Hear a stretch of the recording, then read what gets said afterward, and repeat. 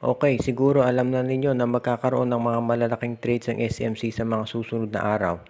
Dahil nga dito sa nangyaring pagkapanalo ng TNT dito sa Commissioner's Cup. At sa ngayon, ang balita na natin, mukhang itong ang Magnolia Chicken Templados ay sila mag-uumpisa dito sa malalaking trades. At kausap na raw nila itong NLEX Road Warriors.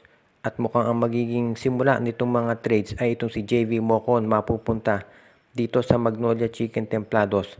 At ang magiging kapalit naman yan ay itong si Rom De La Rosa. So straight up yung trade na mangyayari dito.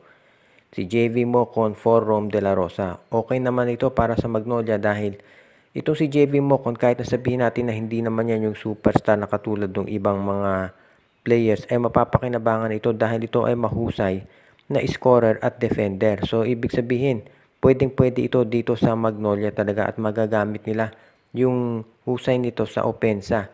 Dahil lately napapansin niyo nagiging problema ng Magnolia, nagkukulang sila sa offense.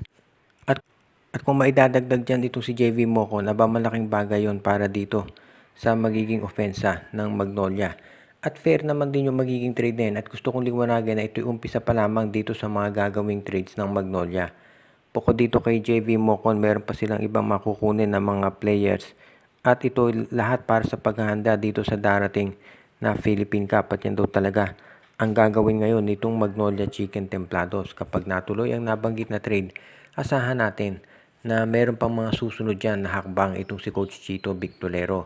Pero sa ngayon yan daw ang first step dito sa gagawin ng Magnolia, ang pagagandahin yung kanilang roster para hindi lang mag-champion dito sa Philippine Cup, kung hindi ang number one talagang gagawin ay hadlangan itong gagawin ng MVP group para maka-Grand Slam.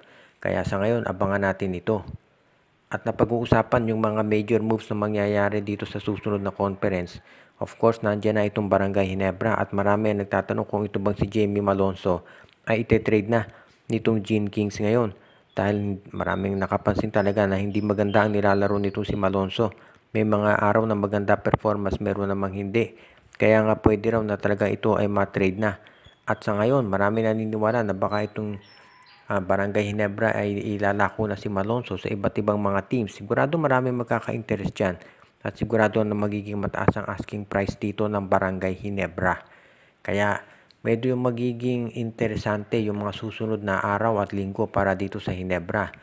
Dahil kapag yan ay natuloy, asahan natin na itong mag-Barangay Ginebra, sigurado na magiging isa sa mga teams na talagang gagawa ng moves para ma-reorganize yung kanilang lineup. Dahil nga dito sa Ginebra, nakita na natin yung problema ng kanilang roster.